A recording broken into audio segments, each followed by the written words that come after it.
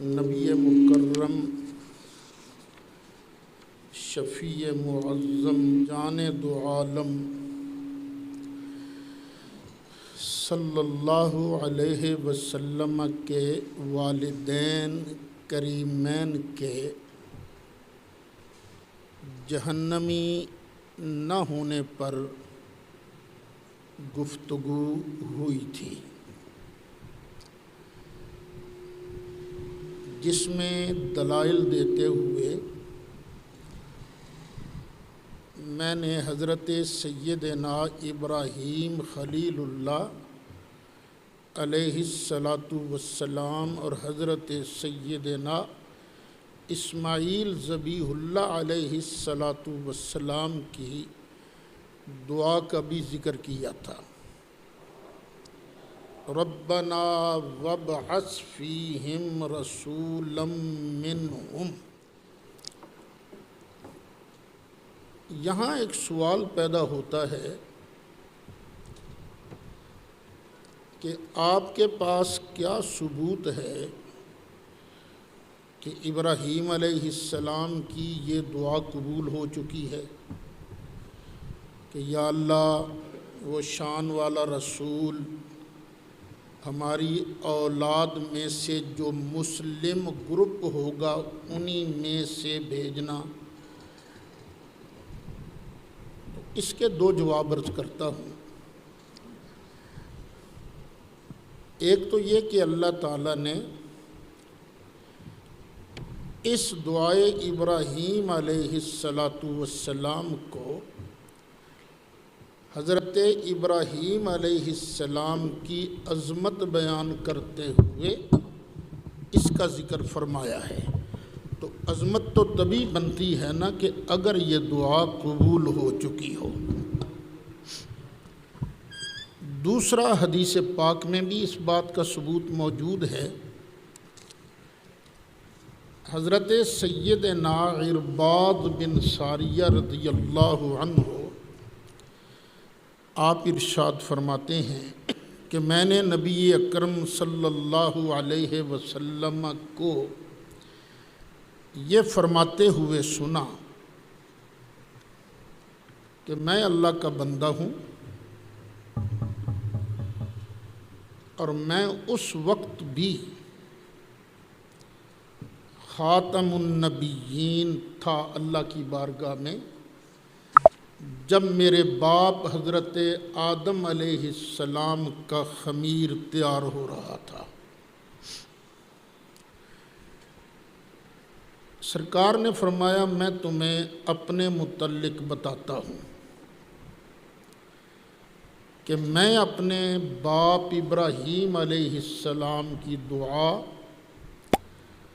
حضرت عیسیٰ علیہ السلام کی بشارت اور اپنی ماں کا نظارہ ہوں جو اس نے دیکھا میری ولادت کے وقت، اور سب نبیوں کی مائیں دیکھتی ہیں۔ حضرت عرباض بن ساریہ فرماتے ہیں سرکار کی امی جان نے کیا دیکھا؟ فرماتے ہیں کہ بے شک نبی کریم علیہ السلام کی والدہ ماجدہ نے آپ کی ولادت باسعادت کے وقت ایک نور دیکھا جس کی وجہ سے حضرت آمنہ کے لیے شام کے محلات روشن ہو گئے۔ اب یہ سرکار خود بیان فرما رہے ہیں، یوں سمجھ لیجئے کہ سرکار اپنا میلاد شریف خود پڑھ رہے ہیں کہ میں اپنے ابا جان ابراہیم علیہ السلام کی دعا ہوں، یعنی دعا قبول ہوئی ہے تو میں آیا ہوں نا، حضرت عیسیٰ علیہ السلام کی بشارت ہوں، اور میں اپنی ماں کا وہ نظارہ ہوں جو نظارہ میری ماں نے میری ولادت کے وقت دیکھا تھا کہ ایک نور چمکا جس کی وجہ سے میری ماں کے لیے شام کے محلات روشن ہو گئے۔ اس حدیث کو جب جلسوں میں بیان کرتا ہوں تو اس پر کافی تفصیل بھی بیان کرتا ہوں، اب یہ موقع نہیں ہے۔ حضرت عرباض بن ساریہ فرماتے ہیں اوے اگر تم نے یہ مسئلہ قرآن میں دیکھنا ہو کہ ماں کے لیے شام کے محلات روشن ہو گیا تو آؤ تمہیں میں قرآن کی آیت پڑھ کے سناتا ہوں۔ ثم تلا، پھر ارباز بن ساریہ نے یہ آیت مبارکہ تلاوت کی۔ کون سی؟ یا ایھا النبی انا ارسلناک شاہدا ومبشرا ونذیرا وداعیا الی اللہ باذنہ وسراجا منیرا۔ دیکھیے یہ حدیث جو ہے المستدرک علی الصحیحین جلد 2 صفحہ 418، در منصور جلد 5 صفحہ 207۔ پھر اس حدیث کو نقل کرنے کے بعد امام حاکم نے فرمایا صحیح الاسناد، حافظ ذہبی نے بھی اس پر صحیح کی مہر ثبت کی ہے۔ تو اس حدیث سے پتہ چلا کہ نبی کریم علیہ السلام کے لیے جو ابراہیم علیہ السلام نے دعا مانگی تھی وہ دعا پوری ہو چکی ہے، اور دعا کا پورا ہونا اس بات کی دلیل ہے کہ نبی کریم علیہ السلام جن لوگوں میں جلوہ فرما تھے وہ کافر گروپ نہیں تھا، ابراہیم و اسماعیل علیہ السلام کا کی اولاد میں سے مسلمان گروپ تھا۔ اب چلیے ایک حدیث شریف بھی سن لیجئے، یہ بخاری شریف ہے، جلد پہلی ہے، صفحہ 503 ہے۔ حضرت سیدنا ابو ہریرہ رضی اللہ عنہ راوی ہیں کہ نبی کریم علیہ السلام نے ارشاد فرمایا کہ میں ہر زمانہ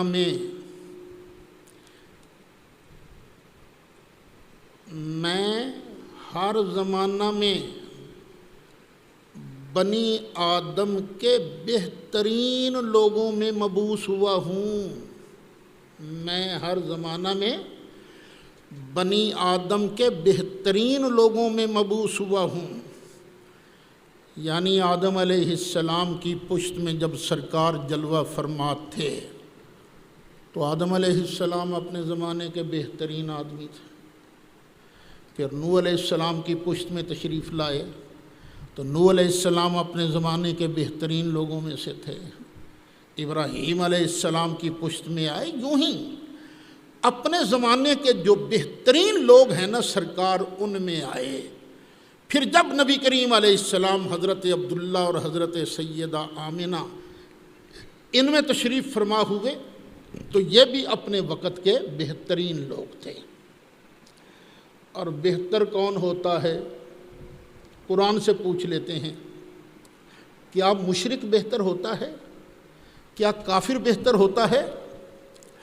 مالک ارشاد فرماتا وَلَا عَبْدٌ مُؤْمِنٌ خَيْرٌ مِّن مُشْرِكٍ وَلَوْ أَعْجَبَكُمْ، کہ مومن بھلے غلام ہی کیوں نہ ہو وہ اس مشرک سے کہیں بہتر ہے جو مشرک تمہیں بھلا لگتا ہے۔ اور مشرک پاویں کڈا ہی سونا کیوں نہ ہوئے، کڈا ہی چنگا کیوں نہ لگتا ہوئے، کالے رنگ کا غلام جو ہے نا ایمان والا وہ اس مشرک سے کروڑ درجے بہتر ہے۔ اور سرکار کیا فرماتے ہیں؟ میں اپنے زمانے کے بہترین لوگوں میں مبعوث ہوا ہوں۔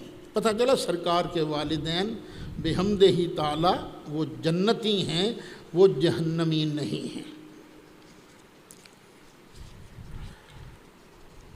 اب اس مسئلہ میں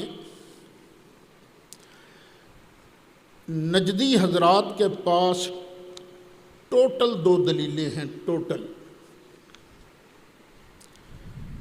قرآن پاک کی کوئی آیت ان کے پاس نہیں ہے کہ جس میں لکھا ہو کہ نبی کریم علیہ السلام کے ماں باپ جہنمی ہیں۔ قرآن کی کوئی آیت ان کے پاس نہیں ہے۔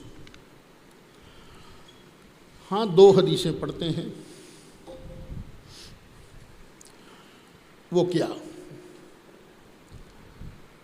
وہ حدیث یہ پڑھتے ہیں کہ ایک بندہ نبی کریم علیہ السلام کے پاس آیا اور نبی کریم علیہ السلام کے پاس آ کر اس نے پوچھا میرا ابا کدھر ہے؟ تو نبی کریم علیہ السلام نے ارشاد فرمایا فی النار، تیرا باپ تو جہنمی ہے۔ جب وہ واپس جانے لگا تو سرکار نے بلا کر فرمایا اوئے میرا باپ بھی تیرا باپ دونوں جنمی ہیں. ایک یہ حدیث وہ بطور دلیل پیش کرتے ہیں. اب ذرا سوچو ٹھنڈے دل سے، کیا اس طرح جواب دیا جا سکتا ہے؟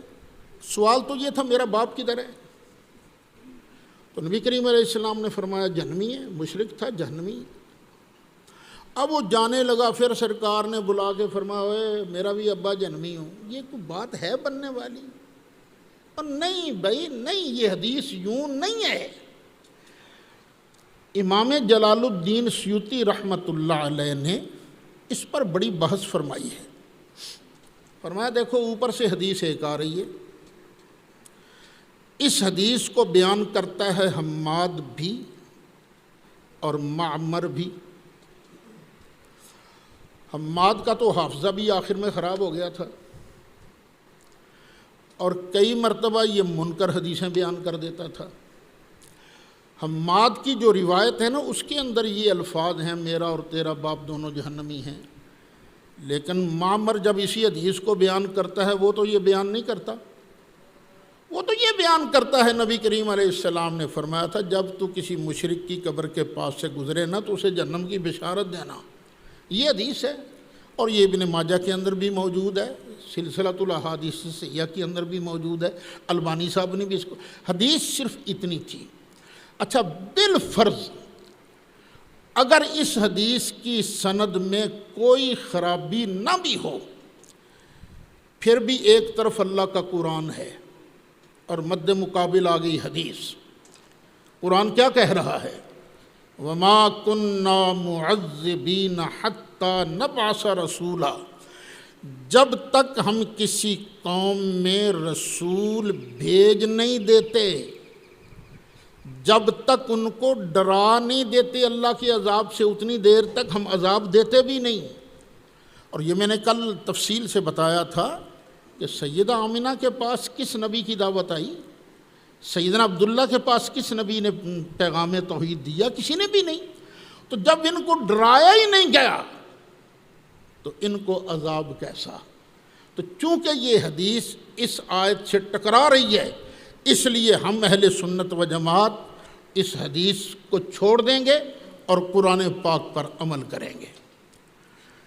پھر دوسری حدیث وہ پیش کرتے ہیں کہ نبی کریم علیہ السلام نے اللہ کی بارگاہ میں عرض کی رب العالمین میں اپنی ماں کے لیے بخشش کی دعا کروں؟ اللہ نے فرمایا نہ سونیا.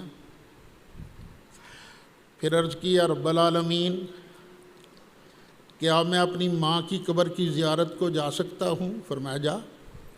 یہ حدیث ہے، شاید آگے پیچھے مفہوم نہ ہو گیا ہو تو پہلے کیا ہے بعد میں کیا، دونوں باتیں ہیں. کیا میں ماں کے لیے بخشش کی دعا کروں؟ نہیں. ماں کی قبر کی زیارت کر سکتا ہوں؟ بالکل جاؤ. سرکار پھر صحابہ کرام کی پوری جماعت کو ساتھ لے کر اپنی اماں جان کی قبر انور پر پہنچے.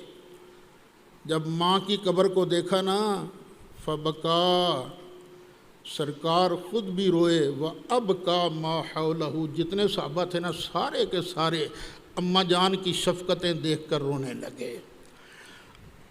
اب اگر مشرکہ تھیں تو اللہ نے قبر کی زیارت کی اجازت کیوں دی؟ کیوں اجازت دی؟ اللہ تو فرماتا لا تصلی علی احد منہم مات ابدا. وہ بے ایمان مر جائے نا اس کے جنازے میں نہیں جانا. ولا تقم علی قبرہ، اور نہ ہی بے ایمان کی قبر پر جانا ہے. کس کا جنازہ نہیں پڑھنا؟ بے ایمان کا. کس کا نہیں پڑھنا؟ بے ایمان کا. کس کا پڑھنا ہے؟ ایماندار کا. کس کی قبر پر نہیں جانا؟ بے ایمان کی قبر پر. کس کی قبر پر جانا ہے؟ ایماندار کی قبر پر. تو سرکار کو اللہ نے جب اجازت دے دی اجازت کہ جاؤ اپنی ماں کی قبر کی زیارت کرو، تو پتہ چلا وہ ایماندار تھیں، جنتی تھیں، جہنمی نہیں تھیں. پھر یہ پوچھا جاتا کہ بخشش کی دعا کی اجازت کیوں نہیں دی؟ اس کی وجہ جو مجھے سمجھ آتی ہے وہ بھی سن لو. اچھا کیا آپ یہ دعا کر سکتے ہو یا اللہ ساڑے نبی پاک نو بخش دے؟ دعا کرتے ہو تم؟ نہیں، کیوں؟ وہ تو بخشے ہوئے ہیں۔ جو بخشا ہوا ہوتا ہے نا اس کے لیے بخشش کی دعا وہ ہمارے رواج میں تو نہیں ہوتی، تو شاید اللہ نے اس لیے روکا ہو محبوبہ وہ تو بخشی ہوئی ہیں نا، اگر تو نے اب دعا کی تو کہیں یہ لوگ نہ سمجھنا شروع کر دیں پہلے پھینٹا لگ رہا سی تو سرکار دی ہون دعا نال بخشیاں گئی، وہ تو اگے ہی بخشیاں نے، وہ تو اگے ہی جنت دیاں موجاں کر رہی نے۔ اچھا سرکار اعلیٰ حضرت امام اہل سنت مولانا شاہ احمد رضا خان فاضل بریلوی رحمۃ اللہ علیہ، آپ نے ایک عجیب دلیل دی ہے سرکار کے والدین کریمین کے جنتی ہونے پر۔ وہ دلیل کا خلاصہ میں آپ کو سنا دیتا ہوں۔ یہ لوگ نا جو سرکار کے والدین کریمین کے جنتی ہونے کا قول نہیں کرتے، یہ لوگ بڑے زور کے ساتھ بڑے دھڑلے کے ساتھ جناب ابی طالب کے جہنمی ہونے کا قول کرتے ہیں، اور دلیل بھی دیتے ہیں حدیث شریف پڑھ کر۔ دلیل کیا ہے کہ نبی کریم علیہ السلام کہ جو صحابی ہیں نا حضرت سیدنا عبداللہ بن عباس رضی اللہ عنہ، انہوں نے ایک حدیث بھی نقل کی ہے، اور خلاصہ یہ ہے، پورا چیپٹر ہے مسلم شریف کا، احون اہل النار عذابا ابو طالب، سب سے ہلکا عذاب جو ہو رہا ہے جہنمیوں میں سے وہ ابو طالب کو ہو رہا ہے۔ یہ بعد کی بات ہے کہ میری رائے کیا ہے جناب ابی طالب کے بارے میں، لیکن ابھی ذرا ان کی دلیل پر غور کرتے ہیں نا۔ وہ دلیل دیتے ہیں کہ سب سے ہلکا عذاب جناب ابی طالب کو ہو رہا ہے۔ بھئی ان کو عذاب کیوں ہو رہا ہے؟ جی اس لیے کہ نبی کریم علیہ السلام نے مطالبہ کیا تھا کہ چچا کلمہ پڑھ لو میں تمہیں بخشوا لوں گا، تو انہوں نے کہا نہیں مجھے شرم آتی ہے میں کلمہ نہیں پڑھتا۔ انہوں نے چونکہ کلمہ نہیں پڑھا تھا اس لیے ان کو عذاب ہو رہا ہے، لیکن انہوں نے چونکہ سرکار کی خدمت بڑی کی ہے۔ حضرت عباس نے ایک دن پوچھا تھا آقا ابو طالب تو آپ کے لیے لڑتے تھے مرتے تھے، آقا آپ نے بھی ان کو نفع دیا کہ نہیں دیا؟ فرمایا ہاں، حل انفعت ابا طالب، کیا آپ نے ابو طالب کو کوئی فائدہ پہنچایا، نفع دیا؟ فرمایا ہاں، میرا چچا جہنم کے نچلے حصے میں تھا، میں نے ہاتھ ڈال کے اپنے چچے کو باہر نکال دیا جہنم سے، اب ان کے پاؤں کے اندر صرف وہ آگ کی کھڑاویں ہیں، آگ کے جوتے ہیں جن کی وجہ سے ان کا دماغ کھول رہا ہے۔ یہ حدیث بھی پڑھتے ہیں۔ اب یہاں اعلیٰ حضرت پوچھتے ہیں ہمیں یہ بتاؤ کہ سب سے کم عذاب تو ہو رہا ہے جناب ابی طالب کو، تو سرکار کے والدین کریمین طیبین طاہرین ان کو عذاب پھر ابو طالب سے زیادہ ہے یا تھوڑا؟ یہ بتاؤ۔ لو ماں مر جائے گی ان کا ٹل لگا لیں جتنا چاہیں جواب دینے کے لیے۔ اگر کہیں کہ نہیں جناب ابی طالب سے نبی کریم علیہ السلام کے والدین کریمین طیبین طاہرین کو ہلکا عذاب ہو رہا ہے تو یہ حدیث کدھر جائے گی؟ پورا باب ہے احون اہل النار عذابا ابو طالب، اور جناب ابی طالب سے پہلے ہی سرکار کے والدین کریمین کا انتقال ہو چکا تھا، تو پھر سب سے ہلکا عذاب ان پر تو نہ ہوا نا، تو سرکار کے والدین پر ہلکا عذاب ہونا چاہیے تھا۔ اور اگر کہو زیادہ ہو رہا ہے ابو طالب کو عذاب ہلکا ہے، اچھا بھی ان کا قصور کیا تھا؟ چلو ابو طالب کا قصور تو سمجھ میں آتا ہے نا، کلمہ پڑھنے سے انکار کیا تھا، تو نبی کریم علیہ السلام کے ابا جان نے کس کا انکار کیا تھا؟ نبی کریم علیہ السلام کی امی جان نے کس کا انکار کیا تھا؟ اور جب انہوں نے انکار کیا ہی نہیں، الذین کفروا وکذبوا کذبوا بآیاتنا اولئک اصحاب النار ہم فیہا خالدون. جب انہوں نے کسی کا انکار کیا ہی نہیں تو پھر ان کے جہنم میں جانے کا سوال ہی پیدا نہیں ہوتا. اب سیدہ طیبہ طاہرہ حضرت آمنہ رضی اللہ عنہا آپ تشریف لا رہی ہیں مدینہ منورہ سے مکہ مکرمہ کی طرف اپنے شوہر نامدار نبی کریم علیہ السلام کے ابا جان ان کی قبر انور کی زیارت کے بعد واپس آ رہی ہیں مکہ شریف. میرے لجپال آقا کی عمر مبارک ہے 6 سال. حضرت سیدہ آمنہ نے اپنے لخت جگر کو اپنے سینے پر لٹا لیا. اب آخری وقت ہے تو اس وقت جو نصیحت کی وہ کیا تھی؟ فرمایا بیٹے میں نے تیرے بارے بہت کچھ دیکھا ہے خواب کے اندر اور مجھے پورا یقین ہے فَأَنْتَ مَبْعُوثٌ إِلَى الْأَنَامِ تو اللہ کی ساری مخلوق کی طرف نبی بنا کر بھیجا جائے گا. فَأَنْتَ مَبْعُوثٌ إِلَى الْأَنَامِ تُبْعَثُ فِي الْحِلِّ وَالْحَرَامِ. آپ پیارے بیٹے یہ حرمت والی زمین اور جو حلت والی زمین ہے سب کی طرف تو نبی بنا کر بھیجا جائے گا، یعنی پورے روئے زمین کا تو نبی ہوگا. تُبْعَثُ فِي التَّحْقِیقِ وَالْإِسْلَامِ. پیارے بیٹے تو سچائی اور اسلام کے ساتھ بھیجا جائے گا. دین ابی کل بر ابراہیم، یہ اسلام کیا ہے؟ تیرے نیک دادا ابراہیم علیہ السلام کا دین ہے. فَاللَّهُ أَنْهَاكَ عَنِ الْأَصْنَامِ. بیٹے یاد رکھنا اللہ نے تجھے ان بتوں کے ساتھ پیار کرنے سے روکا ہے.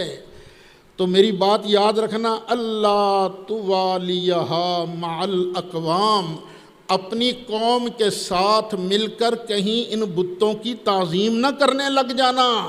یہ سیدہ طیبہ طاہرہ یہ حضرت آمنہ اپنے لخت جگر نور نظر جنہوں نے رحمت للعالمین کا تاج سجانا تھا، جو ختم نبوت کا تاج پہننے والے تھے، ان کو نصیحت فرما رہی ہیں اپنے آخری وقت میں. یہ ارشاد فرمایا نا. تو اب سیدہ طیبہ طاہرہ حضرت آمنہ فرماتی ہیں ہر جو زندہ ہے نا وہ مرنے والا ہے، ہر نیا جو ہے وہ پرانا ہوگا. ایک چیز اب نئی ہے کبھی پرانی ہو جاتی ہے. ہر بوڑھا فنا ہونے والا ہے، ہر بوڑھا فنا ہو جائے گا. میں بھی بوڑھا ہو گیا ہوں، میں نے کون سا باقی رہنا، فنا ہو جاؤں گا. لیکن فرماتی ہیں مجھے بھی موت آنے والی ہے لیکن میرا ذکر فنا نہیں ہوگا، میرا ذکر باقی رہے گا. کیوں باقی رہے گا؟ اس لیے کہ میں ایک خیر کثیر چھوڑے جا رہی ہوں. میں نے ایک انتہائی طاہر مطہر کو جنم دیا ہے. یہ کہا اور سیدہ طیبہ طاہرہ حضرت آمنہ کا وصال مبارک ہو گیا. یہ دیکھنا ہو تو زرقانی علی المواہب جلد 1 صفحہ 165 دیکھ لیجئے. یہ جو میں نے آپ کے سامنے اشعار پڑھے ہیں یہ امام زرقانی فرماتے ہیں وَهَذَا الْقَوْلُ مِنْهَا صَرِيحٌ فِي أَنَّهَا مُوَحِّدَةٌ. یہ باتیں اس بات کی پوری دلیل ہیں کہ سیدہ آمنہ مشرکہ نہیں تھیں، ایک اللہ کو ماننے والی تھیں، ایک اللہ کی عبادت کرنے والی تھیں، مشرکہ نہیں تھیں. تو جب یہ دلائل موجود ہوں تو پھر بھئی اگر تیرا جی نہیں نہ مانتا تو پھر اپنے اندر ہی رکھ، بات کو زبان سے مت نکال.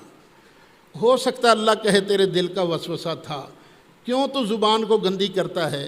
جب کسی کو کہا جائے یہ جہنمی ہے، کسی کے باپ کو جہنمی کہا جائے، کسی کی ماں کو جہنمی کہا جائے تو پھر ظاہر ہے اس کو تو غصہ آتا ہی ہے نا. تو قیامت کے دن سرکار کی بارگاہ میں بھی تو سب نے پہنچنا ہے نا, شفاعت کے لیے تو عرض کرنا ہے نا جا کے.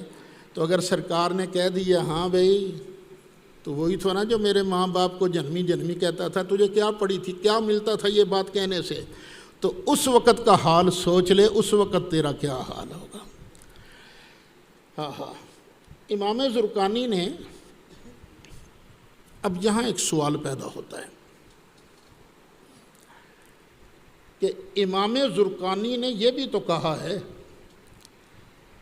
رواہ ابو نعیم فی دلائل النبوہ بسند ضعیف, کہ حضرت آمنہ والی یہ جو کہانی آپ نے سنائی ہے, ان کے یہ جو اشعار آپ نے سنائے ہیں, امام ابو نعیم اصفہانی نے اس کو دلائل النبوہ کے اندر ذکر کیا ہے, لیکن اس کی سند کمزور ہے. تو اس کا جواب کیا ہے کہ پہلی بات تو یہ ہے کہ ضعیف حدیث کا مطلب کیا ہوتا ہے. ضعیف حدیث کا مطلب یہ ہوتا ہے کہ اس کی ایک سند ہے, ایک متن ہے. متن تو ٹھیک ہے, لیکن سند کے اندر کوئی راوی ایسا ہے جس کا حافظہ کمزور ہو گیا تھا, یا جس کو کوئی شبہ وبہ پڑ جاتا تھا. یہ مطلب ہوتا ہے ضعیف حدیث کا. تو یہ ضعیف حدیث ہے, تو کیا اس حدیث کو ماننے میں سرکار کی شان ہے کہ نہیں, حضرت آمنہ کی فضیلت ہے کہ نہیں ہے. اور یہ بھی پکا مسئلہ ہے کہ ضعیف حدیث باب فضائل میں معتبر ہوتی ہے. ہاں اگر قرآن میں ہوتا کہ آمنہ جہنمیہ ہیں, توبہ توبہ, عبداللہ جہنمی ہیں, قرآن میں ہوتا صراحتاً, پھر ہم کسی حدیث کی طرف نہ جاتے. لیکن جب قرآن کہہ رہا ہے کہ ابراہیم علیہ السلام نے دعا مانگی تھی, ربنا وجعلنا مسلمین لک, یا اللہ ہم دونوں کو مسلمان رکھنا, ومن ذریتنا امتا مسلمتا لک, اور یا اللہ ہم دونوں کی اولاد میں سے ایک گروپ کو مسلم رکھنا. پھر اگلی دعا کیا مانگی, ربنا وابعث فیہم رسولا منہم, یا اللہ وہ جو کعبہ بسانے والا رسول ہے نا, شان والا, ہماری اولاد کے مسلم گروپ میں سے بھیجنا. تو یہ حدیث اس دعائے ابراہیم علیہ السلام کی تقویت میں ہے, اس کی تائید میں. دعا کہہ رہی ہے کہ یہ جو حضرت آمنہ کے فضائل بیان ہو رہے ہیں بالکل ٹھیک ہیں, ان کے اندر ذرہ بھی شک و شبہ نہیں ہے. تو اللہ تعالی ہمیں اپنے پیاروں کا ادب رکھنے کی توفیق نصیب فرمائے. اب کھولیے قرآن شریف. اعوذ باللہ من الشیطان الرجیم, بسم اللہ الرحمن الرحیم. یا بنی اسرائیل اذکروا نعمتی, اے اسرائیل کے بیٹو. اسرائیل یہ بھی نام ہے حضرت یعقوب علیہ السلام کا. اے یعقوب کے بیٹو, ہر نبی کا ایک ایک ہی نام ہے. یعقوب علیہ السلام کے 2 نام ہیں, اور ہمارے آقا کے سبحان اللہ ہیں, ہمارے آقا کے تو کتنے ہی نام ہیں نا. تو اب اللہ کہہ رہا ہے یا بنی اسرائیل, اے اسرائیل کے بیٹو. اچھا, اسرائیل کا معنی ہے عبداللہ. تو اب اللہ کیا فرماتا ہے, عبداللہ کے بیٹو. تو عبداللہ یہ نام ہے حضرت یعقوب علیہ السلام کا. اسرائیل کا ترجمہ ہے نا, اے اللہ کے بندے کے بیٹو. اللہ یہاں بھی دعوت توحید دے رہا ہے کہ دیکھو تم جس کی اولاد ہو وہ بھی میری عبادت کرتے تھے, کسی اور کی پوجا نہیں کرتے تھے. انہوں نے کبھی نہ بت کی پوجا کی, نہ فرشتے کی پوجا کی, نہ کسی نبی کی پوجا کی. اس لیے جب تمہارا باپ میری عبادت کرتا تھا تو تمہیں بھی لازم ہے کہ تم میری عبادت کرو. ایک. دوسرا, اذکروا نعمتی, میرا احسان یاد کرو, میرا کرم یاد کرو. التی انعمت علیکم, وہ احسان جو میں نے تم پر کیا تھا۔ اب یہ آیت پکار پکار کر ہمیں بتا رہی ہے کہ اللہ تعالیٰ یہ چاہتا ہے کہ میرے بندے میرے احسان کو یاد رکھیں اور میرے احسان کو، میری نعمت کو بیان بھی کیا کریں۔ یہ اللہ یہی چاہتا ہے۔ اب جو لوگ ہمیں میلاد شریف منانے پر طعنہ دیتے ہیں، ان سے گزارش ہے کہ ذرا ٹھنڈے دل سے سوچیں۔ جو بنی اسرائیل پر نعمتیں ہوئی تھیں ایک طرف، جو اللہ نے ہمیں اپنا حبیب عطا کر کے نعمت بخشی ہے وہ ایک طرف ہیں۔ اللہ نے نعمتیں بے شمار دی ہیں، لیکن صرف ایک نعمت دی ہے جس پر اللہ نے لفظ من کہہ کر احسان جتلایا ہے۔ لَقَدْ مَنَّ اللَّهُ عَلَى الْمُؤْمِنِينَ إِذْ بَعَثَ فِيهِمْ رَسُولًا۔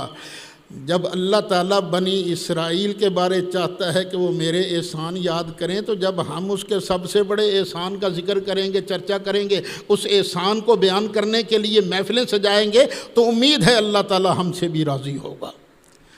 فرمایا وَأَوْفُوا بِعَهْدِي أُوفِ بِعَهْدِكُمْ۔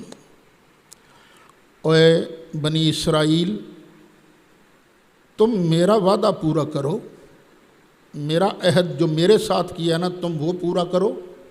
اوف بعہدکم، تو میں تمہارے ساتھ کیا ہوا وعدہ پورا کروں گا۔ سورۃ مائدہ آیت نمبر 12، یہ وعدہ یہاں بیان ہو رہا ہے۔ وَلَقَدْ أَخَذَ اللَّهُ مِيثَاقَ بَنِي اسرائیل، اور بے شک اللہ نے بنی اسرائیل سے پکا وعدہ لیا۔ وَبَعَثْنَا مِنْهُمُ اثْنَيْ عَشَرَ نَقِيبًا، اور ہم نے ان پر 12 سردار مقرر کیے۔ وَقَالَ اللَّهُ إِنِّي مَعَكُمْ، اور اللہ نے فرمایا بے شک میں تمہارے ساتھ ہوں۔ کب ساتھ ہوں؟ لَإِنْ أَقَمْتُمُ الصَّلَاةَ، اگر تم نماز قائم رکھو، وَآتَيْتُمُ الزَّكَاةَ، اور زکوٰۃ دیتے رہو، وَآمَنْتُمْ بِرُسُلِي، اور میرے رسولوں کو مانتے رہو۔ اگلے الفاظ قابل غور، وَعَزَّرْتُمُوهُمْ، اور میرے رسولوں کی تم تعظیم کرتے رہو۔ وَأَقْرَضْتُمُ اللَّهَ قَرْضًا حَسَنًا، اور تم اللہ کو قرض حسن دیتے رہو۔ اگر تم یہ کرتے رہو گے نا، پھر میرا وعدہ ہے لَأُكَفِّرَنَّ عَنْكُمْ سَيِّئَاتِكُمْ، تو میں تمہارے گناہ ختم کر دوں گا۔ وَلَأُدْخِلَنَّكُمْ جَنَّاتٍ تَجْرِي مِن تَحْتِهَا الْأَنْهَارُ، اور ہم تمہیں ضرور بالضرور داخل کریں گے، میں لے جاؤں گا ان باغات میں جن کے نیچے سے نہریں جاری ہیں۔ وَمَن كَفَرَ بَعْدَ ذَلِكَ مِنْكُمْ فَقَدْ ضَلَّ سَوَاءَ السَّبِيلِ، تو اس کے بعد تم میں سے جو کفر کرے گا وہ ضرور سیدھی راہ سے بہک جائے گا۔ یہ ہے وہ وعدہ جو اللہ نے ان کے ساتھ کیا تھا کہ تم نے یہ کام کرنے ہیں، نماز قائم رکھنی ہے، زکوٰۃ دینی ہے، میرے رسولوں کو مانتے رہنا ہے، اور تم نے ان کی تعظیم بھی کرنی ہے، اللہ کو قرض حسن بھی دیتے رہنا ہے۔ تم یہ کرو گے تو میں کیا کروں گا؟ تمہارے گناہ بھی ختم کر دوں گا، تمہیں جنت کے اندر بھی لے جاؤں گا۔ اب اللہ تعالیٰ پہلے پارے میں اسی وعدے کو یاد کرا رہا ہے۔ اوفوا بعہدی اوف بعہدکم، تم میرے ساتھ اپنا معاہدہ پورا کرو، میں تمہارے ساتھ کیا گیا عہد پورا کروں گا۔ وَإِيَّایَ فَارْہَبُونَ، اور صرف مجھ ہی سے ڈرو، صرف مجھ سے ہی ڈرنا ہے۔ آخرت کے اندر جسے چاہوں گا میں سزا دوں گا، جسے چاہوں گا میں بچاؤں گا، اس لیے آخرت کا ڈر جو ہے صرف تم نے میرا رکھنا ہے، میں ہی مالک ہوں یوم الدین کا۔ وَآمِنُوا بِمَا أَنزَلْتُ مُصَدِّقًا لِمَا مَعَكُمْ، اور ایمان لاؤ اس پر جو میں نے اتارا، اس حال میں کہ وہ تصدیق کرنے والا ہے اس چیز کی جو تمہارے پاس ہے۔ میں نے اتارا ہے قرآن، اور قرآن مصدق ہے تورات کا، قرآن مصدق ہے انجیل کا۔ انجیل نے کہا تھا مصطفیٰ آئیں گے، تورات نے کہا تھا مصطفیٰ آئیں گے، یہ کہا تھا تورات نے، انجیل نے۔ اگر مصطفیٰ نہ آتے تو کیا انہوں نے سچا ہو جانا تھا کتابوں نے؟ نہیں، تو قرآن نے آن کر ان کو سچا کیا ہے۔ اچھا، اس آیت پر بھی ذرا غور کرو نا، قرآن مصدق ہے، کسی نبی کا مبشر نہیں۔ قرآن کیا ہے؟ مصدق ہے، تصدیق ہوتی ہے پہلی کتابوں کی۔ مبشر ہوتا تو کیا معنی تھا؟ قرآن خوشخبری دے رہا ہے کہ ایک اور کتاب آئے گی۔ یہ قرآن مبشر نہیں ہے کسی نبی کا، یہ مصدق ہے پہلی کتابوں کا۔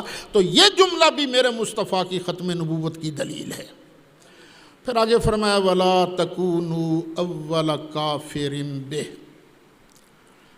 اے یہودیو، اور تم پہلے کافر تو نہ بنو، تمہیں تو چاہیے تھا چھلانگ لگا کے سب سے آگے بڑھ کر تم ہمارے حبیب کا کلمہ پڑھتے، لیکن تم تو پہلے ہی کافر بن گئے۔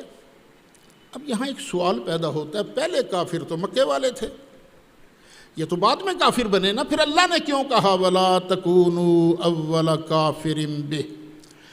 وہ اس لیے کہ ہر قبیلے کا سردار پہلے نمبر پر ہوتا ہے، حکمران پہلے نمبر پر ہوتا ہے ہر قبیلے کا، باقی کے لوگ اس کے بعد ہوتے ہیں۔ تو چاہیے کیا تھا، یہودی اپنی برادری میں سے سب سے پہلے کلمہ پڑھتے، جو ان کے سردار تھے، ان کے وہ احبار و رہبان تھے، ان کے جو مولوی صاحبان تھے، سب سے پہلے کلمہ پڑھتے۔ لیکن انہوں نے کر دیا سب سے پہلے انکار، ہم تو نہیں ان کا کلمہ پڑھتے، ہم تو نہیں ان کو مانتے۔ اب ان کے نہ ماننے کی وجہ سے اور ہزاروں لوگ نہیں مانے، تو ان کے نہ ماننے کی وجہ سے جو بعد والے لوگ ہیں ان کا گناہ کس کے سر آیا؟ اس پہلے کے سر۔ تو اللہ فرماتا وَلَا تَكُونُوا أَوَّلَ كَافِرٍ بِهِ، پھر وَلَا تَشْتَرُوا بِآيَاتِي ثَمَنًا قَلِيلًا، تم جو غلط مسئلے بتاتے ہو لوگوں سے پیسہ لینے کے لیے، اور تم میری آیتوں کے بدلے میں تھوڑی سی قیمت کیوں لیتے ہو؟ تم ساری دنیا بھی ہو نا، ساری دنیا، کل متاع الدنیا قلیل، دنیا کا سارا ساز و سامان تھوڑا ہے، ایک آدمی کھرب پتی ہے، آنکھ بند ہو گئی، مر گیا، اب وہ کھرب پتی کہاں گیا صاحب؟ کچھ بھی نہیں نا، کل متاع الدنیا قلیل، دنیا کا سارا ساز و سامان تو تھوڑا ہے، اور 4 پیسے لینے کے لیے تم تورات کے اندر ہیرا پھیری کرتے ہو، تم انجیل کے اندر ہیرا پھیری کرتے ہو، تم کہتے ہو نہیں ان کی شان ہی کوئی نہیں۔ اللہ کہتا ہے ایسے مت کرو، وَإِيَّایَ فَاتَّقُونَ، اور صرف مجھ ہی سے ڈرو۔ بعض لوگ یہاں ایک مسئلہ بیان کرتے ہیں کہ قرآن پڑھانے کے بدلے آپ تنخواہ نہیں لے سکتے، کیونکہ اللہ کیا کہتا ہے وَلَا تَشْتَرُوا بِآيَاتِي، میری آیتوں کے بدلے مت خریدو ثمنًا قلیلا، تھوڑی سی رقم نہیں۔ 3 ائمہ جو ہیں، امام مالک، امام شافعی، امام احمد بن حنبل، وہ سب فرماتے ہیں قرآن کی تعلیم کے بدلے تنخواہ لے لینا گناہ نہیں ہے، جائز ہے۔ ہاں، امام اعظم ابو حنیفہ رحمۃ اللہ علیہ نے فرمایا تھا کہ مت لو، خلوص میں فرق پڑتا ہے پیسے، لیکن بعد کے جو فقہا ہیں انہوں نے سوچا کہ اگر تنخواہ کا سلسلہ بند ہو جائے تو مسیت اذان کنہیں دینی ہے؟ اب تو یہ مولوی صاحبان کی ہمت ہے نا، تھوڑی سی تنخواہ کے بدلے اذان بھی دیتے ہیں، صفیں بھی بچھاتے ہیں، جمعہ بھی پڑھاتے ہیں، نماز بھی پڑھاتے ہیں، جنازے بھی پڑھاتے ہیں، کان میں اذان بھی دیتے ہیں، تو نہیں، جائز ہے، کیونکہ اس میں دین کی بقا ہے۔ وَلَا تَلْبِسُوا الْحَقَّ بِالْبَاطِلِ وَتَكْتُمُوا الْحَقَّ وَأَنْتُمْ تَعْلَمُونَ، اور مت ملاؤ حق سے باطل کو، حق کے ساتھ باطل کو مت ملاؤ، کھرا مسئلہ بیان کرو۔ وَتَكْتُمُوا الْحَقَّ، اس کا عطف بھی پیچھے پر ہے، ولا تکتموا الحق، اوے حق مت چھپاؤ، وانتم تعلمون، اس حال میں کہ تم جانتے ہو۔ او غلطی لگ جانا اور بات ہے، غلطی ہر کسی کو لگ جاتی ہے، لیکن جانتے بوجھتے حق کو چھپانا یہ یہودیوں کے مولویوں کی سنت ہے۔ اللہ فرماتا وَأَقِیمُوا الصَّلَاةَ، اور نماز کو قائم رکھو، وَآتُوا الزَّکَاةَ، زکوٰۃ بھی دیتے رہو، وَارْکَعُوا مَعَ الرَّاکِعِینَ، اور رکوع کرنے والوں کے ساتھ رکوع کرتے رہو۔ نماز ساری ہے، قیام بھی نماز ہے، رکوع بھی نماز ہے، سجدہ بھی نماز ہے، تشہد بھی نماز ہے۔ اللہ نے کسی اور چیز کا ذکر نہیں کیا کہ قیام کرنے والوں کے ساتھ قیام کرو، سجدہ کرنے والوں، رکوع کا ذکر کیوں کیا؟ وہ اس لیے کہ پہلی امتیں جو نماز پڑھتی تھیں نا، اس میں رکوع کا ذکر نہیں تھا۔ رکوع صرف امت محمدیہ کا خاصہ ہے، علی صاحبہ الصلاۃ والسلام۔ تو نماز بھی پڑھتے رہو، زکوٰۃ بھی دیتے رہو۔ أَتَأْمُرُونَ النَّاسَ بِالْبِرِّ وَتَنْسَوْنَ أَنفُسَكُمْ وَأَنْتُمْ تَتْلُونَ الْكِتَابَ فَلَا تَعْقِلُونَ۔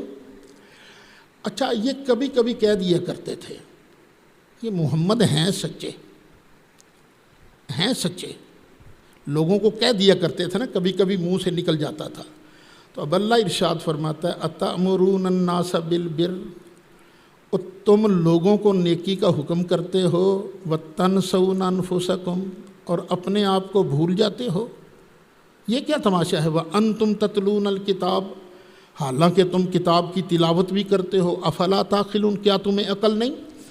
پتہ یہ چلا جو بندہ قرآن کا طالب علم ہے، قرآن پڑھتا پڑھاتا ہے، اس کو نیکی کا حکم بھی دینا چاہیے اور اس پر خود عمل بھی کرنا چاہیے۔ لیکن یہاں ایک فرق ہے، وہ ذرا ضرور ذہن میں رہے۔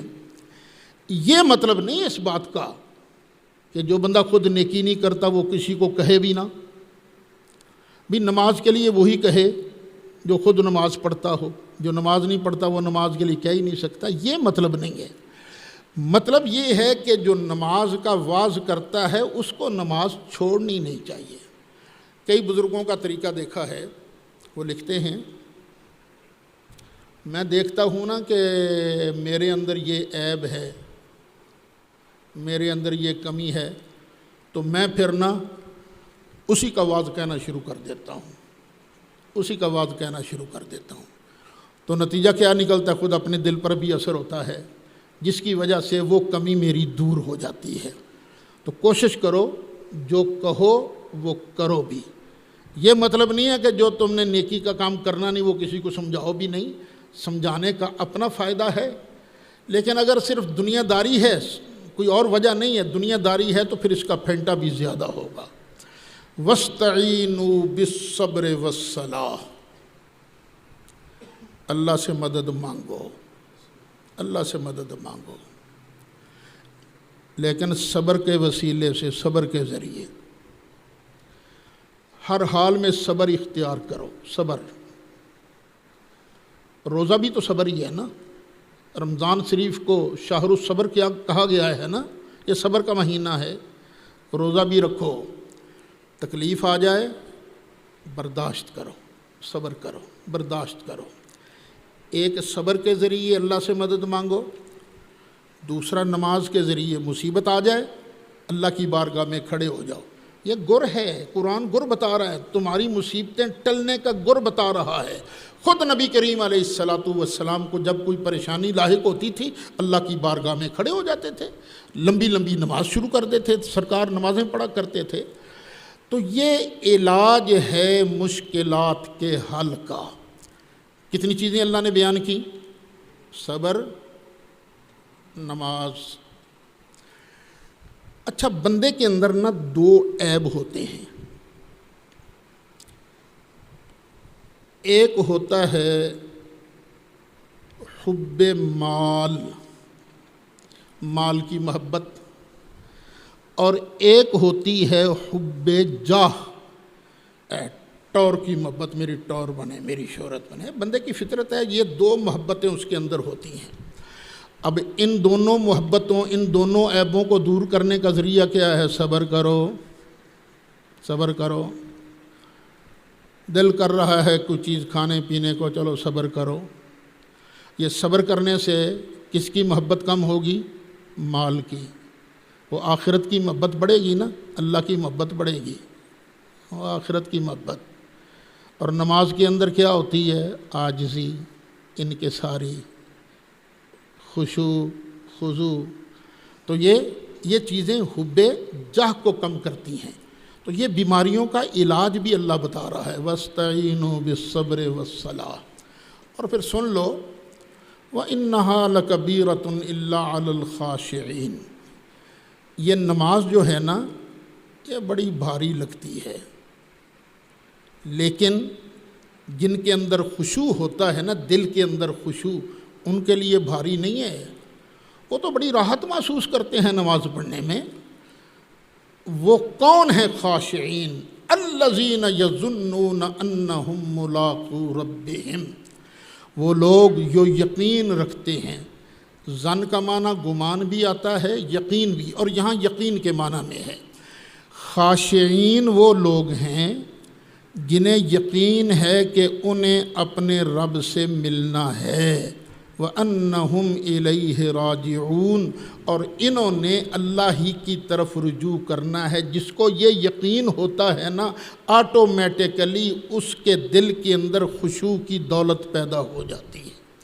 تو نماز پڑھنی ہے کس طرح؟ خشوع کے ساتھ۔ 18واں پارہ نکالیے ذرا۔ 18واں پارہ شروع ہو رہا ہے، قد افلح المؤمنون، بے شک کامیاب ہو گئے مومن۔ کون سے مومن کامیاب ہو گئے؟ الذین هم فی صلاتہم خاشعون، وہ لوگ جو اپنی نمازوں کے اندر گڑ گڑاتے ہیں، خشوع اختیار کرتے ہیں۔ تو نماز پڑھنی ہے خشوع کے ساتھ۔ کیا مطلب ہے؟ جو پڑھ رہے ہو نا، بس دل کے اندر اسی کا تصور ہو، الحمدللہ رب العالمین، تو دل میں ہو کہ ساری تعریفیں اللہ کے لیے ہیں۔ الرحمن، وہ رحم فرما رہا ہے اور اس کی رحمت ٹھنڈی نہیں پڑ جاتی۔ الرحیم، چلتی رہتی ہے۔ مالک یوم، یہ پوری نماز جو ہے نا، اسی طرح بالکل لو لگا کے اللہ کی بارگاہ میں تار جوڑ کے نماز پڑھا کرو۔ جب تمہاری نماز ٹھیک ہو جائے گی تو انشاءاللہ پھر اگلے کام بھی آسان ہو جائیں گے۔ ہمارے ابا جی قبلہ رحمۃ اللہ علیہ یہاں آزاد کشمیر سے ہمارے بڑے حضرت صاحب کچھ طلبہ کو بھیجا کرتے تھے کہ جاؤ بھی مفتی صاحب کے مدرسے میں جا کے دین پڑھ کے آؤ۔ جب واپس جاتے تھے تو بڑے حضرت صاحب ایک ہی بات پوچھا کرتے رہے، مفتی صاحب نے نماز بھی سیکھی ہے کہ نہیں تساں نے؟ جس طرح کہ بلا مفتی صاحب نماز پڑھنے کو دی وہ بھی سیکھ کے آ جاؤ تو بہت بڑی گل ہے۔ تو اللہ تعالیٰ یہ جو اللہ والے ہیں ان جیسی نماز ہمیں بھی نصیب فرمائے۔ پھر آگے فرمایا، یا بنی اسرائیل اذکروا نعمتی، اے یعقوب کے بیٹو یاد کرو میری نعمت کو، التی انعمت علیکم، وہ احسان جو میں نے تم کو کیا تھا، وانی فضلتکم علی العالمین، اور میں نے تمہیں فضیلت بخشی تھی تمام جہانوں پر۔ یہاں پر سوال پیدا ہوا کہ اگر سب جہانوں پر فضیلت بخشی تھی بنی اسرائیل کو تو ہم کیسے افضل ہو گئے؟ یہ دوسری آیت ہے نا، القرآن یفسر بعضہ بعضا، قرآن کا بعض حصہ خود بعض حصے کی تفسیر کرتا ہے۔ اللہ نے خود بیان فرمایا، میں نے یہاں ترجمہ کیا ہوگا وَأَنِّي فَضَّلْتُكُمْ، اور بے شک میں نے تم کو فضیلت بخشی علی العالمین، اس زمانے کے لوگوں پر۔ جب ہماری باری آئی تو اللہ نے فرمایا کنتم خیر امت اخرجت للناس، امتیں بڑی آئی ہیں لیکن سب سے افضل اور سب سے اعلیٰ امت ہے امت مصطفیٰ تم ہو۔ واتقوا یومن، اور ڈرو اس دن سے، لا تجزی نفس عن نفس شیئا، جس دن کوئی کافر جان کسی کافر جان کا کوئی بدلہ نہ دے سکے گی، ولا یقبل منہا شفاعہ، اور نہ کافر کے لیے شفاعت قبول کی جائے گی۔ ولا یؤخذ منها عدل، اور نہ ہی کافروں سے کوئی بدلہ لیا جائے گا، فدیہ لیا جائے گا۔ ولا ہم ینصرون، اور نہ ہی ان کی مدد کی جائے گی۔ یہ کن کے لیے حکم ہے؟ کافروں کے لیے، مگر نہ مسلمانوں کے لیے شفاعت ہوگی۔ اچھا، لیکن شفاعت کا ایک تصور غلط ہے اور ایک صحیح ہے۔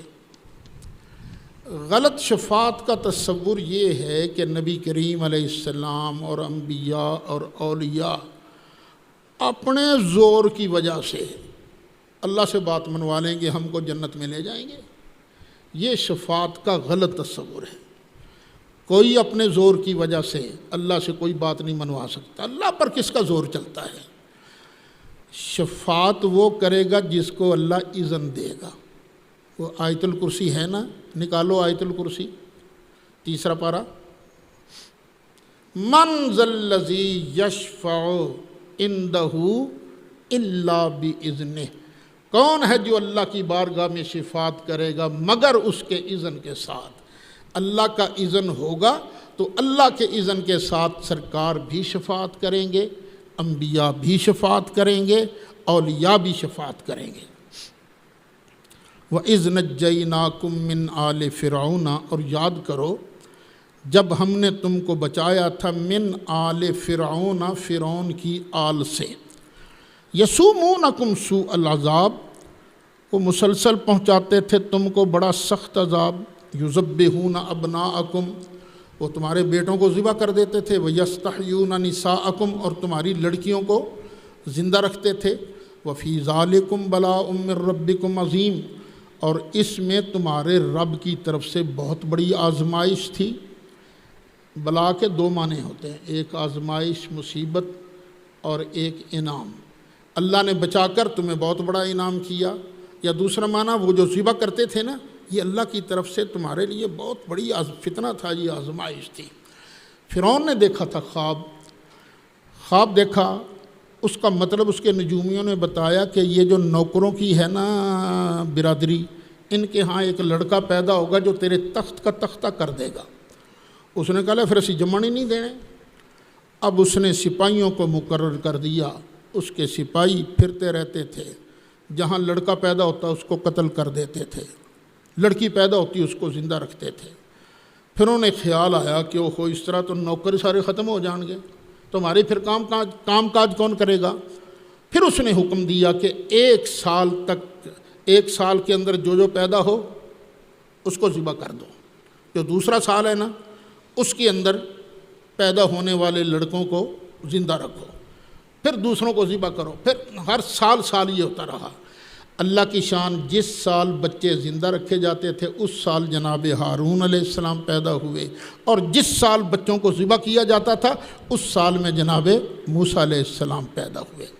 آیت کی طرف پھر غور کرو، اللہ فرماتا ہے وَإِذْ نَجَّيْنَاكُمْ مِنْ آلِ فِرْعَوْنَ، یاد کرو جب ہم نے تم کو بچایا تھا فرعون کی آل سے۔ فرعون کی آل کون سی تھی؟ اس کی تو اولاد نہیں تھی۔ یہاں آل کہا گیا ہے نوکروں کو، اس کی پارٹی کو۔ آل کا ایک معنی نوکر بھی آتا ہے، فوج بھی آتا ہے، پارٹی بھی آتا ہے۔ یاد کرو جب ہم نے تم کو بچایا تھا فرعون کی پارٹی سے۔ اچھا، بچایا تو اللہ تعالیٰ نے ان کے باپ دادا کو تھا، اور اللہ کہہ رہا ہم نے تمہیں بچایا۔ اصل میں اللہ یہ بتا رہا ہے کہ باپ دادا پر احسان یہ اولاد پر بھی احسان ہوتا ہے۔ اچھا، آل کا یہ معنی ضرور یاد رکھنا۔ آل کا ایک معنی ہوتا ہے خون۔ اگر معنی خون ہو آل کا معنی، تو پھر میں تو آل رسول نہیں ہوں۔ جو بھی آپ میں سید نہیں ہے وہ بھی آل رسول نہیں ہے۔ تو آل رسول جب خون کے معنی میں ہو تو پھر آل رسول کون ہے؟ صرف صحیح النسب سادات، جڑے ادھروں ادھروں آن کے رل جاندے نا، اسی انہاں دی گل نہیں کردے۔ ہمیں پتہ بھی نہیں ہے کون اصل ہے کون نہیں ہے، معاملہ اللہ کے سپرد ہے۔ تو ایک آل کا معنی ہے نوکر، غلام، پارٹی، اور اگر یہ معنی ہو تو پھر الحمدللہ میں بھی آل رسول ہوں، تم بھی آل رسول ہو، میں بھی مصطفیٰ کا غلام ہوں، آپ بھی مصطفیٰ کے غلام۔ تو اللہ تعالیٰ اسی غلامی پر ہمیں خاتمہ کرے۔ مولا صلی وسلم دائماً ابدا